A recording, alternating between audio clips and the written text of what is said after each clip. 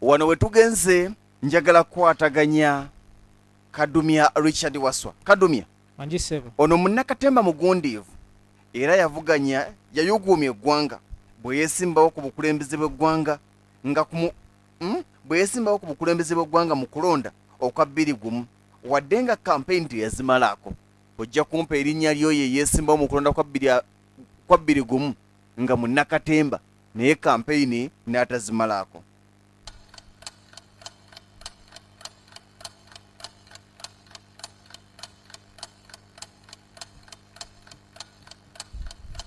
Royi Kapale era ddala Kapale kikuyinza obuzito oyo Kapale ddala kimuyinza obuzito n'atabojjawo kabonero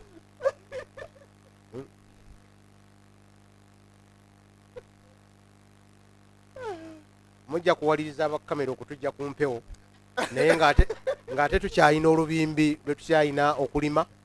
Abavunkanyi bano tulina okubataggulula mu kaseera mpawe kaaga. Royi Kapale nja kusaba ku mazzi omuwa obubonero oba obucewa naawe